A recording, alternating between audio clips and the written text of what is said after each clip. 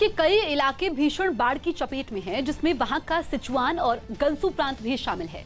गंसू प्रांत से तो बाढ़ की कुछ चौंकाने वाली तस्वीरें सामने आई हैं, जिनमें एक तस्वीर में वहां नदी के सैलाब में लोहे का एक पुल टूटता नजर आया। बताया गया कि ये पुल उस नदी पर काफी ऊपर बना था, लेकिन नदी का जलस्तर पुल तक पहुंच गया और उसके तेज बहाव में पुल भी बह गया। इसके अलावा वहां के एक इलाके में सड़कों पर आए सैलाब में कई गाड़ियां बहती नजर आई। इस घटना का वीडियो वहां एक आदमी ने अपने घर की बालकनी से बनाया, जिसमें सड़क पर आए सैलाब में गाड़ियां तिनकों की तरह बहती दिखाई दी। बताया गया कि जिस वक्त सड़क पर सैलाब आया, वहां कई लोग मौजूद थे, जिनमें कुछ लापता हो गए। यूरोप के देश ग्रीस के एथेंस में प्लास्टिक रिसाइकिल करने वाले एक प्लांट में आग लग गई। आग लगते ही वहां फायर ब्रिगेड की कई गाड़ियां पहुंच गईं और प्लांट से उठ रही लपटों पर पानी की बौछार करने लगी। आग बुझाने के लिए हेलीकॉप्टरों की भी मदद ली गई, जो प्लांट के जल रहे हिस्सों पर आसमान से पानी की बौछार करते दिखे। लेकिन ये भीषण आग सभी कोशिशों पर पानी फेरती नजर आई। आग प्लांट के लगभग हर हिस्से को अपनी चपेट में ले चुकी थी और वहां से उठ रहा काला धुआं कई किलोमीटर दूर से दिखाई दे रहा था। इस काम में लगे दमकल कर्मी अपनी पूरी ताकत झोंकते नजर आए, लेकिन प्लास्टिक की वजह से आग बुझने का नाम नहीं ले रही थी। प्लांट में प्लास्टिक भरा होने की वजह से प्रशासन ने वहां से कई तरह की जहरीली गैसों के निकलने की आशंका जताई और आसपास के इलाके में अलर्ट जारी कर दिया। जम्मू कश्मीर के गांदरबल में 4G सेवा शुरू होने पर लोगों ने खुशी जताई। जम्मू कश्मीर के गांदरबल और उधमपुर में 4G इंटरनेट सेवा फिर शुरू कर दी गई, जिस पर लोगों ने काफी खुशी जताई। सरकार ने अभी राज्य के सिर्फ 2 जिलों में ही ट्रायल के तौर पर यह सेवा शुरू की है। हमारे यहाँ पे 4G रिस्टोर हुआ है एंड 4G के एक तो बड़ी देर बाद रिस्टोर हुआ है, तो बहुत खुशी भी हो रही है। सुशांत केस की जांच के बीच महाराष्ट्र में बीजेपी और कांग्रेस की लड़ाई पुलिस मेडल तक पहुंच गई, क्योंकि कांग्रेस ने महाराष्ट्र पुलिस और बिहार पुलिस के काम की तुलना की और केंद्रीय गृह मंत्रालय की तरफ से इस साल बिहार पुलिस को एक भी मेडल नहीं दिए जाने का मुद्दा उठा दिया। बिहार की जनता ये जवाब जरूर पूछेगी कि बिहार के पुलिस को एक भी पदक क्यों नहीं मिला है, जिस पर बीजेपी ने पलटवार किया और 2 राज्यों की पुलिस की तुलना को गलत ठहराया। बिहार पुलिस और मुंबई पुलिस ऐसा वाद विवाद आगे खड़ा करना, ये मुझे लगता है उचित नहीं। दिल्ली हाईकोर्ट ने एम्स में कई बीमारियों से जुड़ी सर्जरी नहीं होने पर सुनवाई की, जिसके बाद अस्पताल प्रशासन को नोटिस जारी कर जवाब मांगा गया। अब इस मामले की सुनवाई शुक्रवार को होगी। पश्चिम बंगाल में टीएमसी विधायक समरेश दास का निधन हो गया। कोरोना होने के बाद उन्हें कोलकाता के अस्पताल में भर्ती करवाया गया था, जहां वो काफी समय से वेंटिलेटर पर थे। समरेश दास के निधन पर सीएम ममता बनर्जी समेत कई नेताओं ने दुख जताया। फिल्म दृश्यम के निर्देशक निशिकांत कामत का 50 साल की उम्र में निधन हो गया। उन्हें लिवर में दिक्कत के बाद कुछ दिनों पहले ही हैदराबाद के अस्पताल में भर्ती करवाया गया था। खुद को आध्यात्मिक गुरु बताने वाले सदाशिव जोशी का दावा है कि उन्होंने एक बार सुशांत सिंह राजपूत का हीलिंग थेरेपी के जरिए इलाज किया था। सदाशिव जोशी के मुताबिक उन्हें रिया चक्रवर्ती ने फोन करके बुलाया था, जिसके बाद उन्होंने सुशांत सिंह राजपूत को एक दिन हीलिंग थेरेपी दी थी। हीलिंग थेरेपी वो तरीका होता है जिसके जरिए माना जाता है कि एक व्यक्ति अपने शरीर से एक खास तरह की ऊर्जा दूसरे के शरीर में भेजकर बीमारियों को ठीक करता है। सदाशिव जोशी का दावा है कि एक दिन की थेरेपी से सुशांत को काफी फायदा पहुंचा था। अगले दिन उन्होंने सुशांत के साथ लंच भी किया था। इसके बाद सुशांत को थेरेपी के लिए सदाशिव के थाने के घर आना था, लेकिन वो फिर कभी नहीं गए। रिया ने मुझे फोन किया और रिया ने फोन करके मुझे रिक्वेस्ट की। मुझे बोला गया कि उसको डिप्रेशन है, तो मैं 20-25 मिनट वहाँ रुका होगा, चले गया। फिर दूसरे दिन सुबह मेरे को फ़ोन आया कि सुशांत बहुत अच्छा है, आज पहले बार हंसा है, लोगों से मिल रहा है, ऐसा कब पहले नहीं होता था, तो आप बहुत ही खुश है, 90% अच्छा है, तो आप आइए आज दोबारा और हमारे साथ लंच भी कीजिए। जम्मू के सर्कुलर रोड इलाके में भारी बारिश के बाद एक सड़क का बड़ा हिस्सा धंसने से इलाके के लोग बुरी तरह घबरा गए। इस घटना में कई गाड़ियों को भी नुकसान पहुंचा, जो सड़क के धंसने से नाले में जा गिरी।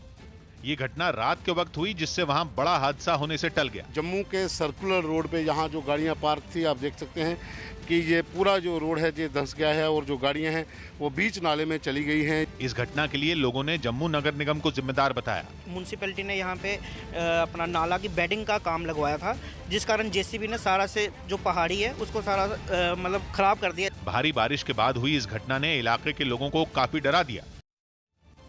यूपी के सीतापुर में पीएससी की नाव से बाढ़ प्रभावित इलाकों में राहत सामग्री बांटने पहुंचे बीजेपी विधायक ज्ञान तिवारी की नाव घाघरा नदी के बीच में बंद हो गई, जिसके बाद उन्हें बजरंग बली याद आ गए। विधायक ज्ञान तिवारी अपने विधानसभा क्षेत्र में राहत सामग्री बांटने गए थे, लेकिन जिस स्टीमर से जाना था उसका इंजन बंद हो गया। इसके बाद दूसरी नाव का इंतजाम किया गया, लेकिन वो भी नदी के एक हिस्से में पहुंचकर रेत के टीले में फंस गई। इसी घबराहट में विधायक ज्ञान तिवारी जोर जोर से हनुमान चालीसा पढ़ने लगे। हालांकि मौके पर मौजूद राहत और बचाव की टीम ने कुछ देर में ही फंसी हुई नाव को निकाल लिया। इसके बाद विधायक ज्ञान तिवारी ने राहत की सांस ली।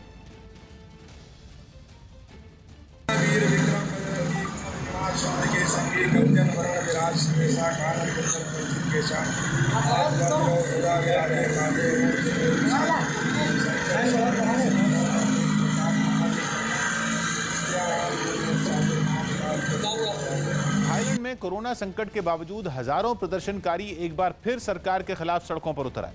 वहां राजशाही और सरकार के खिलाफ छात्रों ने प्रदर्शन शुरू कर दिया, लेकिन बाद में आम लोग भी इसमें शामिल हो गए और इसी कड़ी में एक बार फिर हजारों लोग राजधानी बैंकॉक की सड़कों पर उतर आए। ये लोग वहां के एक ऐतिहासिक चौराहे पर इकट्ठा हुए और प्रदर्शन शुरू कर दिया।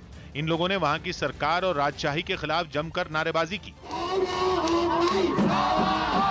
प्रदर्शनकारियों ने लोकतंत्र में जरूरी सुधारों के साथ संविधान में बदलाव करने की मांग की। ये प्रदर्शन रात में भी जारी रहा। सड़कों पर बैठे लोग अपने फोन की टॉर्च जलाकर उन्हें हिलाते नजर आए। बाद में इन लोगों ने सड़कों पर मार्च भी निकाला। इस दौरान कई प्रदर्शनकारियों को हिरासत में ले लिया गया। इस प्रदर्शन को 2014 के बाद वहां अब तक का सबसे बड़ा सरकार विरोधी प्रदर्शन बताया गया। मुंबई के बांद्रा में एक इमारत ढह गई। मुंबई के बांद्रा इलाके में एक 4 मंजिला एक इमारत के गिरने से 6 आदमी घायल हो गए। बताया गया कि काफी पुरानी हो चुकी इस इमारत को पहले ही खाली करवा लिया गया था, लेकिन इमारत गिरने से उसका मलबा पास की झुग्गियों पर गिर गया। मध्य प्रदेश के दमोह में जमीन विवाद की वजह से 2 पक्षों में जमकर मारपीट हो गई। इस मारपीट में दोनों पक्षों के 12 से ज्यादा लोग घायल हो गए। वैज्ञानिकों ने आशंका जताई कि 2012 में चीन की एक खदान में काम करने वाले 6 मजदूरों में कोरोना जैसे लक्षण दिखे थे। इन मजदूरों में 3 की मौत भी हो गई थी। ये सभी मजदूर खदान के अंदर चमगादड़ की गंदगी साफ करने में जुटे थे और माना जा रहा है कि यही वायरस वुहान की लैब से लीक हुआ। दिल्ली में होटल, जिम और साप्ताहिक बाजार खोलने के लिए आज एक अहम बैठक होगी। इस बैठक में कई अधिकारियों के साथ साथ उपराज्यपाल अनिल बैजल और मुख्यमंत्री अरविंद केजरीवाल भी शामिल होंगे। मध्य प्रदेश के मुरैना जिले में लोगों ने प्रदेश की कृषि राज्य मंत्री गिरिराज दंडोतिया का जमकर विरोध किया। बताया गया कि वो जमीन विवाद के एक मामले में लोगों को समझाने के लिए मुरैना के दिमनी विधानसभा क्षेत्र पहुंचे, लेकिन वहां उन्हें लोगों के विरोध का सामना करना पड़ा, जिसके बाद मंत्री गिरिराज दंडोतिया और विरोध में शामिल लोगों के बीच कहासुनी भी हुई। इस घटना का जो वीडियो वायरल हुआ उसमें नजर आया कि जिन लोगों ने गिरिराज दंडोतिया के खिलाफ प्रदर्शन किया वो पहले से ही उनका रास्ता रोकने के लिए तैयार थे और जैसे ही मंत्री का काफिला वहां पहुंचा उन्होंने नारे लगाते हुए उसे रोक दिया। मुर्दाबाद, मुर्दाबाद। जिसके बाद गिरिराज दंडोतिया ने नारे लगाने वाले लोगों को समझाने की कोशिश की। वो काफी देर तक मान मनव्वल करते रहे, लेकिन विरोध करने वाले लोगों ने उनकी एक नहीं सुनी।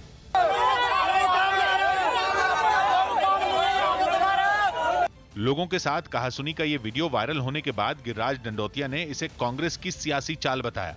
कुछ कांग्रेसी जो चुनाव लड़ना चाहते हैं उन्होंने कुछ लड़कों को भड़का दिया, जबकि कांग्रेस ने जनता के विरोध को सही ठहराया और पार्टी छोड़ने वाले विधायकों को खरी खरी सुनाई।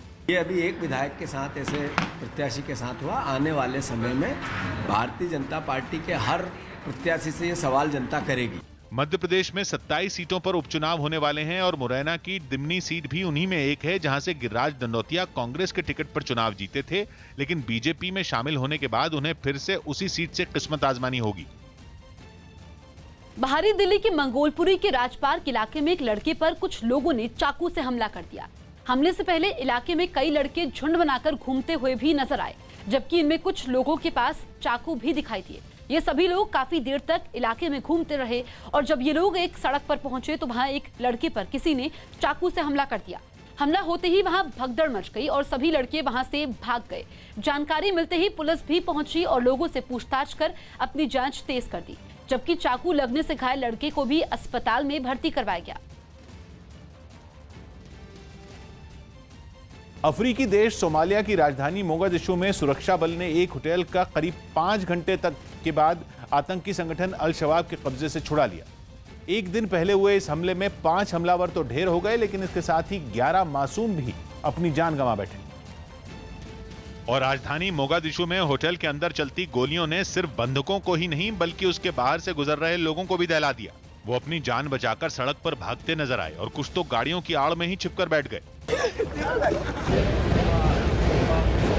करीब 3 घंटे तक आतंकियों के साथ चली मुठभेड़ के बाद बंधकों को आजाद तो करा लिया गया, लेकिन फिर होटल के बाहर तबाही की जो तस्वीरें सामने आईं, उन्हें देखकर लोगों की रूह कांप उठी।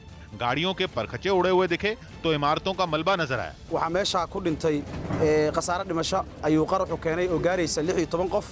बताया गया कि होटल में घुसने के लिए हमलावरों ने पहले उसके सिक्योरिटी गेट पर एक कार में जोरदार बम धमाका किया और उसके बाद होटल को अपने कब्जे में ले लिया। लद्दाख में एलएसी पर पेंगोंग लेक इलाके में भारत और चीन की सेनाओं के बीच चल रहा तनाव सर्दियों तक जारी रहने का आसार है। सूत्रों के मुताबिक चीन अपने अड़ियल रुख पर कायम है और उसकी सेना सर्दियों तक वहां डटने की तैयारी कर रही है, जिसको देखते हुए भारतीय सेना भी पूरी तरह तैयार है। भारतीय सेना ने लद्दाख में ऐसी सैन्य चौकियां तैयार की है जिसमें एलएसी पर -40 डिग्री तापमान में भी गर्माहट बनी रहेगी। भारत और चीन के बीच डोकलाम का पहला विवाद 73 दिन तक चला था, लेकिन लगता नहीं कि चीन इस बार लद्दाख में जल्द ही अपने कदम पीछे करेगा।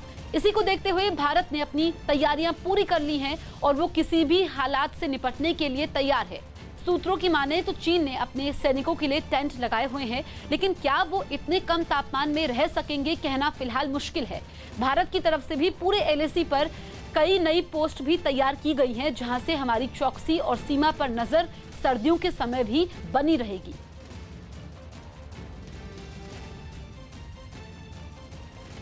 राहुल गांधी की पीएम केयर्स पर सवाल उठाने पर बीजेपी अध्यक्ष जेपी नड्डा ने जवाबी हमला किया है।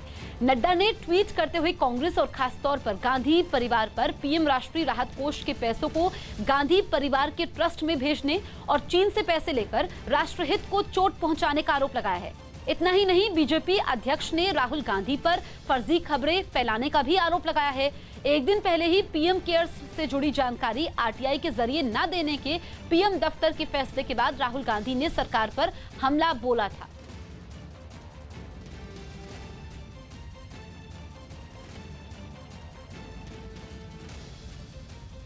इसी का जवाब देते हुए बीजेपी अध्यक्ष जेपी नड्डा ने ट्वीट करते हुए लिखा कि आपके परिवार की संदिग्ध विरासत में पीएम राष्ट्रीय राहत कोष में एक स्थायी स्थान और फिर राहत कोष से अपने परिवार के कई ट्रस्ट में पैसे डाइवर्ट करना शामिल है। आपने और आपकी मां ने राष्ट्रीय हित को चोट पहुंचाने के लिए चीन से पैसे भी लिए। क्या कोई इससे भी नीचे गिर सकता है? देश को पीएम और उनकी पहल पर पूरा विश्वास है। पीएम केयर्स को मिले अपार समर्थन से ये फिर से साबित हुआ है। एक परास्त व्यक्ति के तौर पर आप सिर्फ बड़बड़ा और झूठी खबरें फैला सकते हो, जबकि पूरा देश कोरोना के खिलाफ लड़ाई में एकजुट है।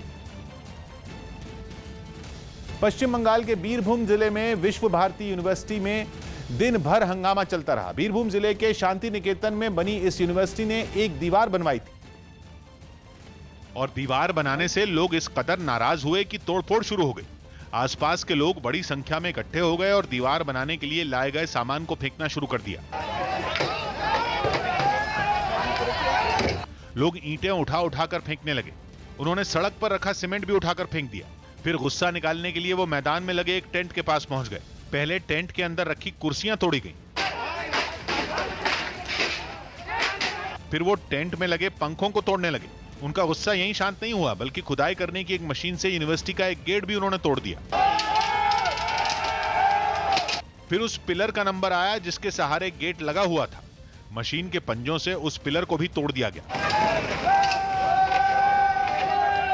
यूनिवर्सिटी ने यह दीवार इसलिए बनवाई थी ताकि कार्यक्रम में बाहर के लोग शामिल न हो पाए, लेकिन यूनिवर्सिटी का यह फैसला आसपास के लोगों को बर्दाश्त नहीं हुआ और तोड़फोड़ शुरू हो गई।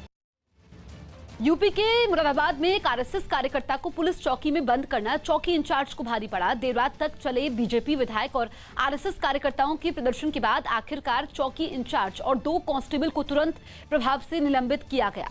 मामला पागबड़ा थाने का है। आरोप है कि चौकी इंचार्ज पेड़ काटने के नाम पर आरएसएस के कार्यकर्ता को परेशान कर रहे थे। सोमवार को पुलिस वालों ने उस कार्यकर्ता को चौकी में लाकर बंद कर दिया, साथ ही उसके साथ मारपीट की। जानकारी मिलने के बाद थाने के बाहर बड़ी संख्या में कार्यकर्ता प्रदर्शन कर बैठ गए। इसके बाद एसएसपी ने तुरंत प्रभाव से चौकी इंचार्ज को सस्पेंड कर दिया। चौकी SEZ के चौकी प्रभारी और 2 कांस्टेबल के विरुद्ध शिकायत की गई थी। उन्होंने कुछ जनप्रतिनिधियों के साथ दुर्व्यवहार किया। इसकी जांच की गई। जांच में प्रथम दृष्टया इनका दोष पाया गया है, तो इसके आधार पर वरिष्ठ पुलिस अधीक्षक महोदय द्वारा चौकी प्रभारी और 2 कांस्टेबल के निलंबन का आदेश जारी किया गया है।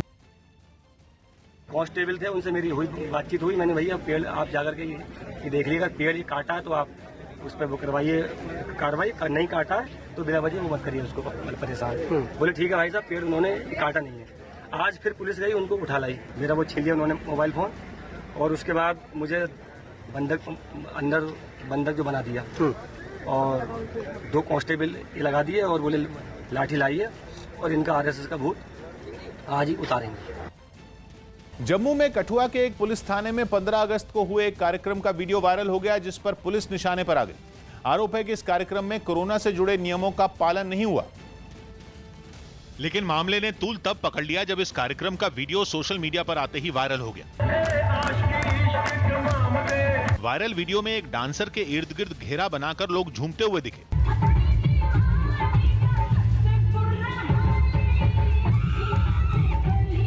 पीछे खड़े कुछ पुलिसकर्मी वीडियो बनाते हुए भी नजर आए। 15 अगस्त की इस घटना का वीडियो सामने आने के बाद मामले की जांच के आदेश दे दिए गए। और अगर ये जो वीडियो है ये ऑथेंटिक पाएगी तो विश्वास रखिए कि इसमें जो भी डिपार्टमेंटल कार्रवाई होगी वो की जाएगी। कार्यक्रम में न तो सोशल डिस्टेंसिंग यानी एक दूसरे से जरूरी दूरी बनाए रखने के नियम का पालन हुआ और न ही पुलिस वाले कोरोना से बचाव के लिए मास्क पहने दिखे। महाराष्ट्र के पालघर में केमिकल फैक्ट्री में धमाके के बाद आग लग गई, जिसमें एक आदमी की मौत हुई जबकि 4 लोग घायल हो गए। बताया गया कि यह हादसा उस वक्त हुआ जब फैक्ट्री के अंदर कुछ लोग काम में जुटे हुए थे। तभी वहां आग भड़क गई और उसने देखते ही देखते पूरी फैक्ट्री को अपनी चपेट में ले लिया। आग इतनी खतरनाक थी कि दूर से ही ऊंची लपटें उड़ती हुई दिखाई दी और उससे निकलता धुआं आसमान में छा गया। बताया गया कि पहले फैक्ट्री में ब्लास्ट हुआ, उसके बाद आग चारों तरफ फैल गई, जिसके बाद फायर ब्रिगेड को इस घटना की जानकारी दी गई। खबर मिलने के बाद वहां पहुंचे दमकल के लोग आग बुझाने के काम में जुट गए और काफी मशक्कत के बाद आग पर काबू पाया गया। धमाका इतना तेज था कि फैक्ट्री में छत और दूसरे हिस्सों को काफी नुकसान पहुंचा। धमाके की आवाज 15 किलोमीटर तक सुनी गई। मॉरिशस के समंदर में फंसा तेल का टैंकर 2 हिस्सों में टूट गया। करीब 4000 टन तेल से लदे इस जहाज में दरार आने के बाद समंदर में तेल का रिसाव शुरू हो गया था और आखिरकार ये जहाज बीच से टूट गया। टूटने के बाद जहाज का एक हिस्सा समंदर में डूबने लगा, जबकि दूसरे हिस्से में भरा तेल समंदर में तेजी से रिसने लगा। इस जहाज में आई दरार लगातार चौड़ी हो रही थी, जिसके बाद उसके टूटने की आशंका जताई गई थी। हालांकि खतरे को देखते हुए इसमें भरे तेल को निकालने का काम शुरू हो गया था, लेकिन फिर भी 1000 टन से ज्यादा तेल समंदर के पानी में मिल गया। तेल की वजह से मॉरिशस के खूबसूरत समुद्री तट काली परत से ढके नजर आए। इस हादसे के बाद से ही मॉरिशस में बड़े पैमाने पर सफाई का अभियान चलाया जा रहा है, जिसमें आम लोग भी हिस्सा लेते दिखे। इसके अलावा भारत समेत कई दूसरे देश भी इस काम में मॉरिशस की मदद कर रहे हैं। अमेरिकी राष्ट्रपति चुनाव के लिए डेमोक्रेटिक पार्टी के उम्मीदवार जो बाइडेन ने भारत से रिश्ते और मजबूत बनाने पर जोर दिया। अमेरिका में डेमोक्रेटिक पार्टी के राष्ट्रपति पद के उम्मीदवार जो बाइडेन ने भरोसा दिया कि वो चुनाव जीतने के बाद भारत का साथ देंगे।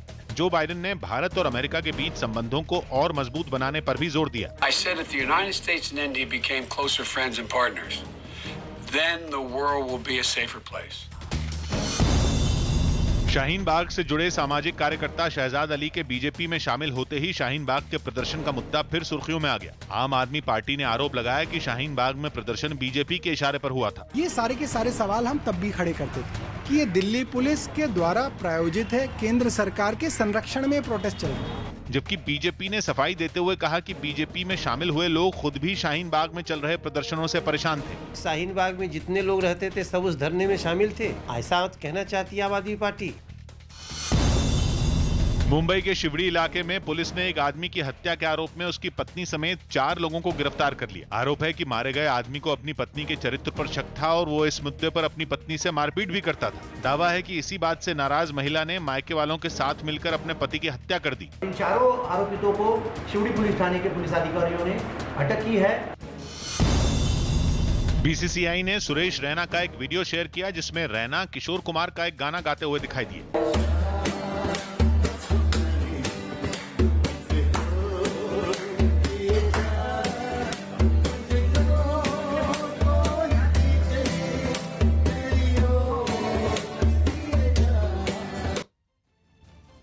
कोरोना संकट का रेलवे की कमाई पर भी काफी असर पड़ा है। News18.com की रिपोर्ट के मुताबिक पिछले 5 महीनों में टिकटों से होने वाली कमाई की तुलना में ज्यादा पैसा यात्रियों को वापस करना पड़ा। 1 अगस्त तक रेलवे को यात्री ट्रेनों की बुकिंग से 2368 करोड़ रुपए की कमाई हुई, जबकि ट्रेनों की कैंसिल होने से उसने 2628 करोड़ रुपए वापस किए। हालांकि इस बीच रेलवे को माल ढुलाई से ठीक ठाक कमाई हुई।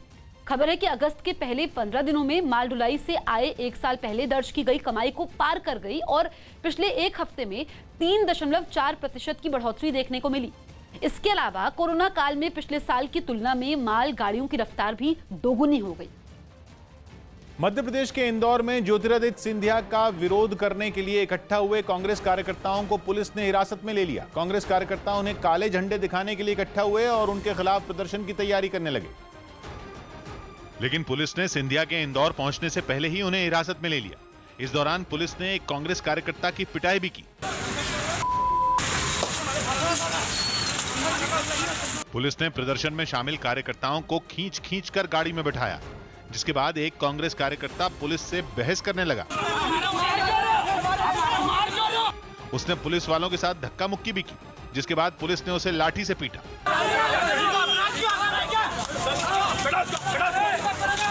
पुलिस का सख्त रुख देखकर भी कांग्रेस कार्यकर्ताओं के तेवर नर्म नहीं हुए और उन्होंने सिंधिया के खिलाफ नारेबाजी जारी रखी। मध्य प्रदेश में उपचुनाव की तैयारियां जोरों पर हैं और माना जा रहा है कि सिंधिया का इंदौर दौरा भी इसी से जुड़ा है।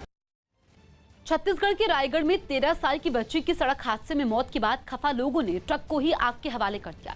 घटना रायगढ़ के धर्मजगढ़ इलाके की है, जहां पर तेज रफ्तार ट्रक ने 13 साल की बच्ची को टक्कर मार दी।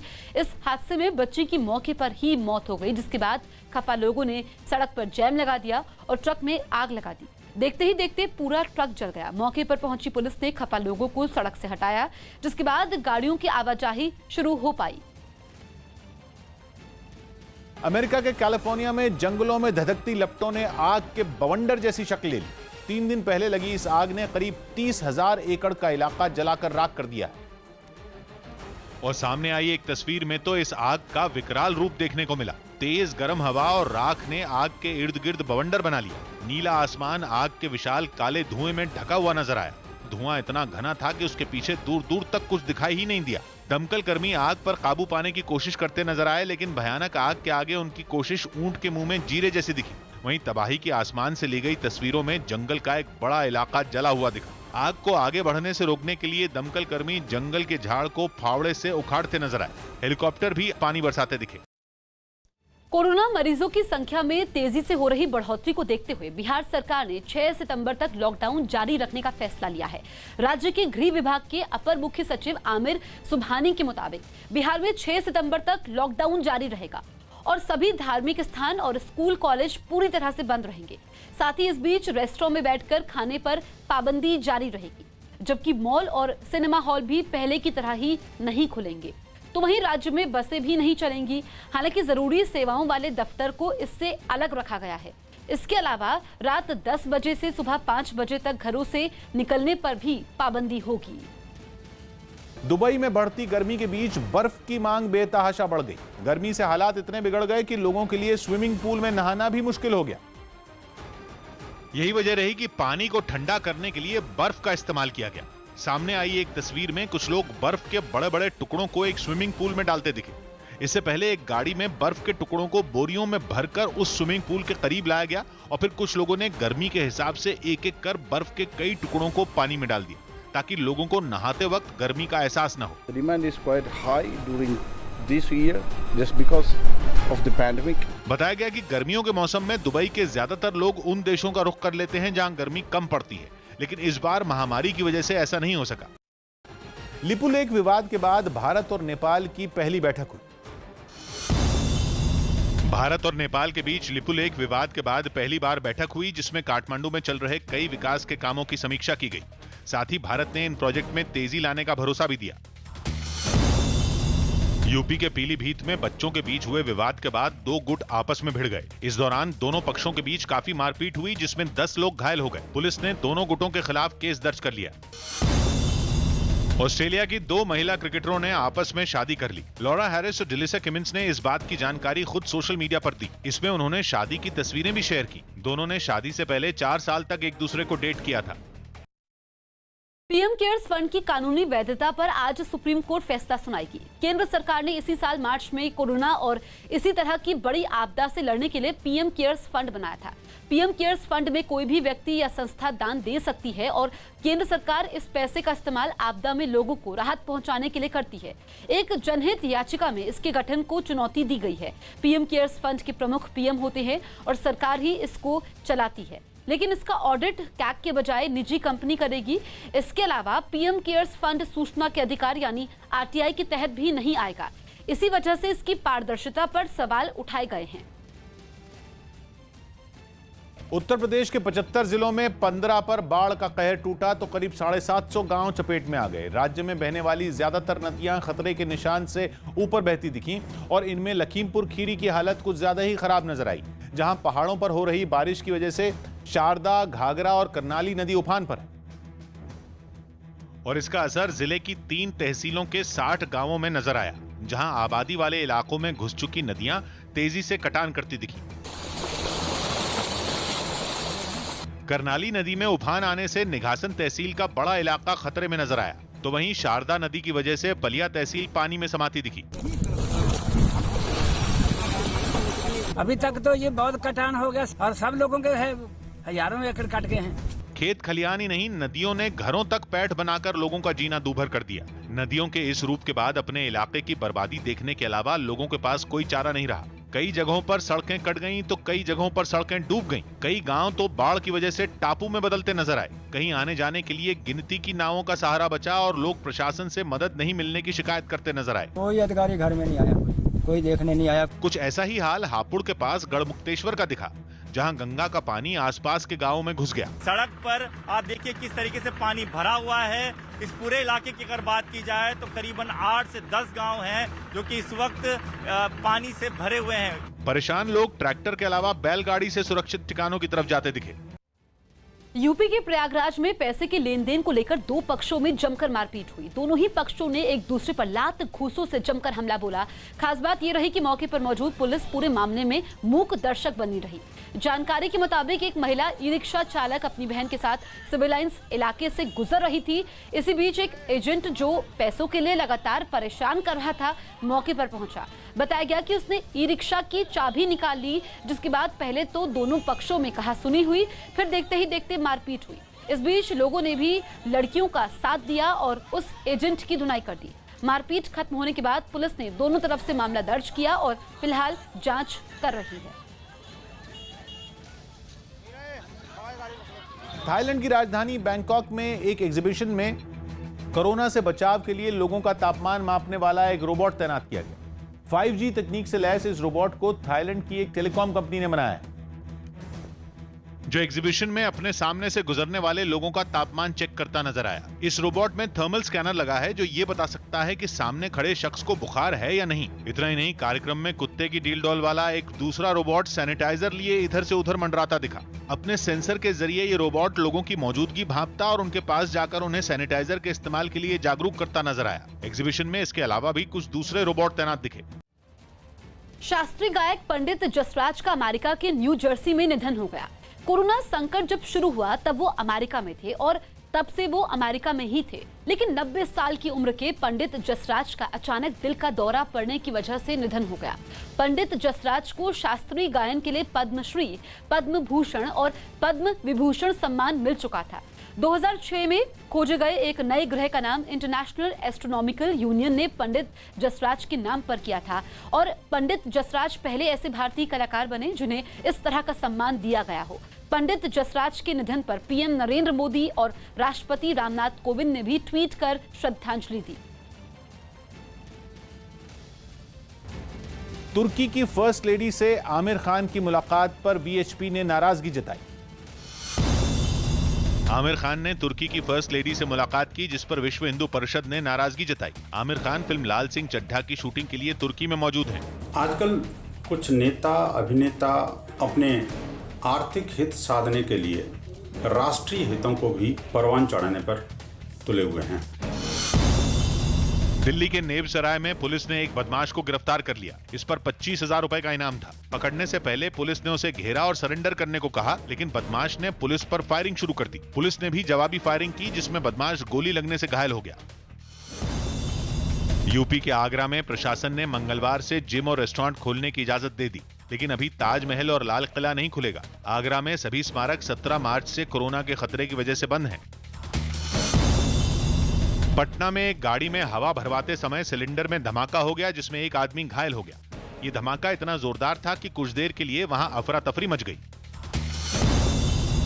दिल्ली के मोरी गेट इलाके में कुछ लोगों ने काफी हंगामा किया। इस दौरान उन्होंने मारपीट की और खड़ी गाड़ियों को तोड़ दिया। आरोप है कि ये लोग एक लड़के को ढूंढते हुए इलाके में पहुंचे और वहां हंगामा शुरू कर दिया। इस दौरान बदमाशों ने हवा में फायरिंग भी की। पुलिस ने इस मामले में केस दर्ज कर लिया है। 30-35 बंदे आए थे और उनके हाथ में हथियार बंद थे पूरे, और आने के बाद उन्होंने सारी गाड़ियां, शीशे वगैरह सारे तोड़े। दिल्ली के पास गुरुग्राम में एक नाबालिग से मारपीट का वीडियो सामने आया है। इस वीडियो में कुछ लड़के एक नाबालिग की बुरी तरह से पिटाई कर रहे हैं, साथ ही नाबालिग के साथ गाली गलौज भी कर रहे हैं। वीडियो में कुछ लड़के पहले तो इस नाबालिग की पिटाई करते हैं, फिर उसे धमकाते हुए उठक बैठक लगाने को भी कहते हैं। पीड़ित नाबालिग लंदन में पढ़ता है और फिलहाल अपने माता पिता के पास गुरुग्राम आया हुआ है। पीड़ित नाबालिग की मां ने ही इस मामले में गुरुग्राम पुलिस के पास शिकायत दर्ज करवाई है। आरोपी की पिटाई के बाद आरोपियों ने लड़के के साथ अश्लील हरकतें भी की। पुलिस ने मामला तो दर्ज कर लिया है, लेकिन अभी तक आरोपियों की पहचान नहीं हो पाई है।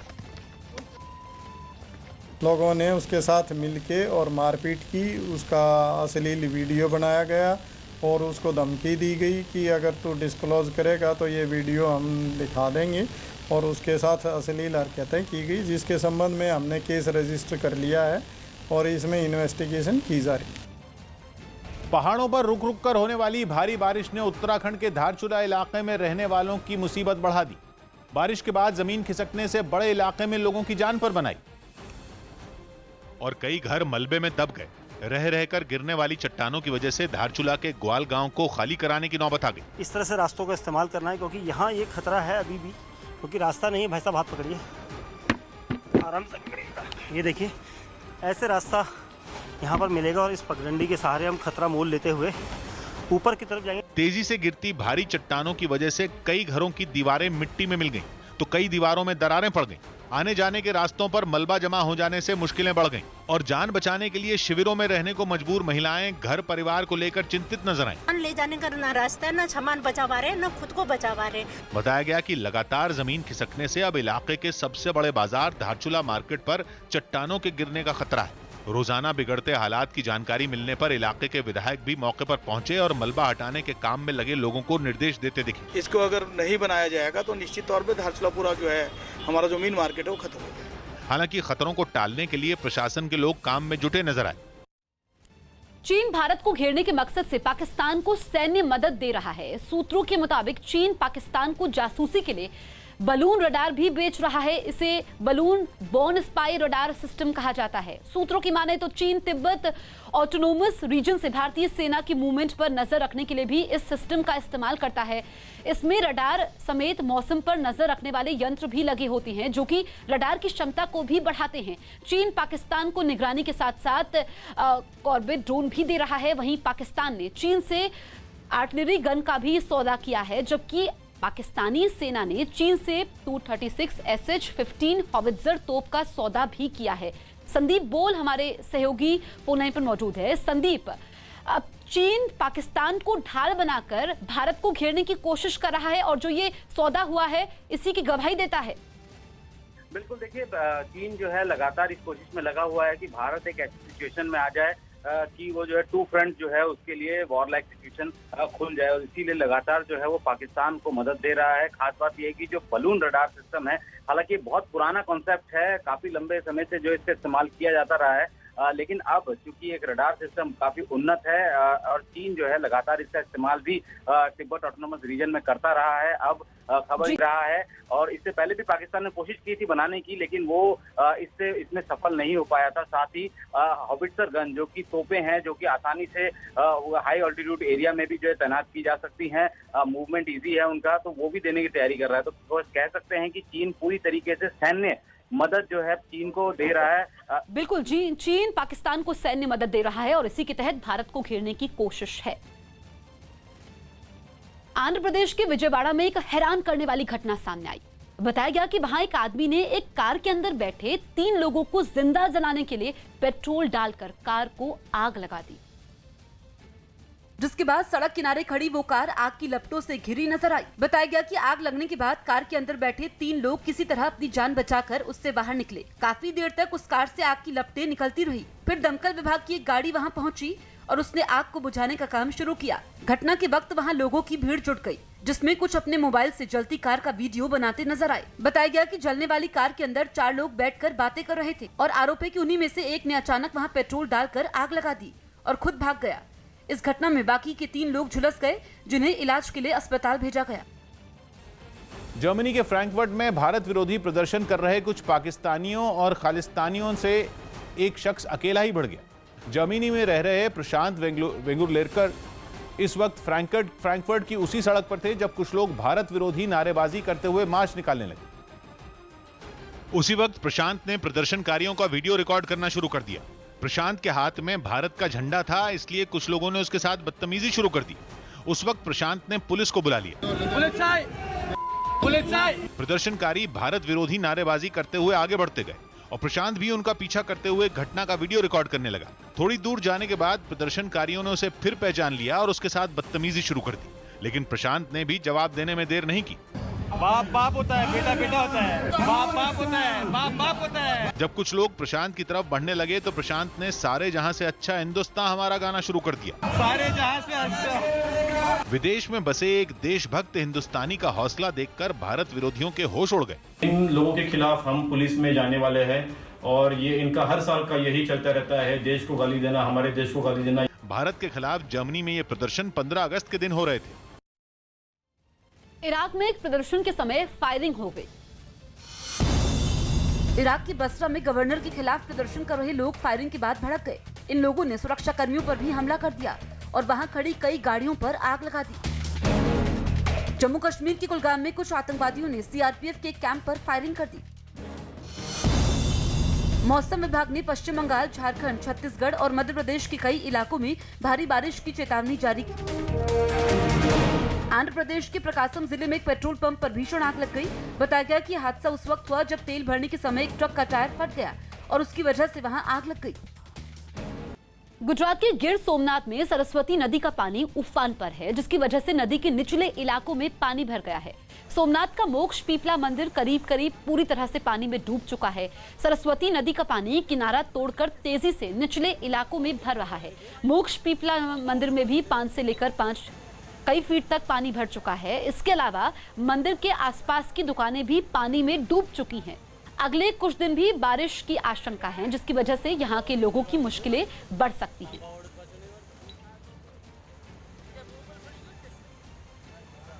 उत्तराखंड के अल्मोड़ा में तेज बहाव में फंसे 2 लोगों को सुरक्षित बचा लिया गया। नदी किनारे बकरियों को चराने गए ये दोनों आदमी अचानक पानी बढ़ने से वहीं फंस गए, जिसके बाद पुलिस और एसडीआरएफ ने मिलकर रस्सी की मदद से उन दोनों को बाहर निकाला। हालांकि नदी के दूसरी तरफ फंसे उन दोनों आदमियों को बचाना उतना आसान नहीं था। उफनती लहरों के सामने एक छोटी सी चूक भी जानलेवा साबित हो सकती थी, लेकिन उन 2 जिंदगियों को बचाने के लिए रेस्क्यू ऑपरेशन शुरू कर दिया गया। सबसे पहले एक बुजुर्ग को रस्सी की मदद से खींचकर नदी के एक किनारे से दूसरे किनारे तक लाया गया। इसके बाद दूसरे आदमी को बचाने की कवायद शुरू हुई। इस आदमी ने सबसे पहले खुद को रस्सी से अच्छी तरह बांधा और फिर तेज धारा में उतर गया, लेकिन नदी में उतरते ही उसके हाथ से रस्सी छूट गई और वो लहरों के साथ बहने लगा। लेकिन पेट पर रस्सी बंधी होने की वजह से वो ज्यादा दूर नहीं जा पाया और नदी किनारे मौजूद एक बचाव कर्मी ने उसे पकड़ लिया और वो भी सुरक्षित किनारे तक आ गया। गुजरात के अमरेल में भारी बारिश के बाद आसपास के इलाकों में पानी भर गया है। कई इलाकों में तो कमर तक पानी भरा हुआ दिखाई दिया। सड़कें पानी से लबालब भरी हुई दिखाई दे रही हैं, जबकि बच्चों के खेलने के पार्क तक पानी में डूब चुके हैं। इलाके में जहां तक नजर जाती है सिर्फ पानी ही पानी दिखाई दे रहा है। कुछ इलाकों में तो साफ पीने के पानी की भी दिक्कत शुरू हो गई है। फेसबुक मामले पर कांग्रेस और बीजेपी के बीच विवाद बढ़ गया। फेसबुक मामले पर कांग्रेस और बीजेपी के बीच विवाद बढ़ गया। राहुल गांधी ने आरोप लगाया कि भारत में फेसबुक पर बीजेपी का कब्जा है, जिसके बाद पार्टी के दूसरे नेताओं ने केंद्र सरकार पर हमला किया। आज सरकार कांग्रेस को अटैक कर रही है, लेकिन WSJ की रिपोर्ट ने कुछ बड़े नाजुक मुद्दों को उठाया है, उससे कैसे भागेंगे? लेकिन बीजेपी ने कांग्रेस के हर आरोप को सिरे से खारिज कर दिया। कंट्रोल से बाहर कांग्रेस जा रही है और उसका प्रलाप राहुल गांधी कर रहे हैं। बेंगलुरु हिंसा में हुए नुकसान पर कर्नाटक सरकार ने बड़ा फैसला लिया। सरकार ने साफ किया कि नुकसान की भरपाई दोषियों की संपत्ति से की जाएगी। इससे पहले यूपी सरकार ने भी ऐसा ही किया था। नागरिकता कानून के खिलाफ प्रदर्शन के दौरान यूपी में हुई हिंसा के बाद दोषियों की संपत्ति से नुकसान की भरपाई की गई थी। नासिक के त्र्यंबकेश्वर मंदिर के कुछ पुजारियों ने मुंबई में MNS नेता राज ठाकरे से मुलाकात की और मंदिर खोलने की मांग की, जिसके बाद राज ठाकरे ने भी इनकी मांगों का समर्थन किया। उन्होंने पूछा कि जब मॉल खुल सकते हैं तो मंदिर क्यों नहीं।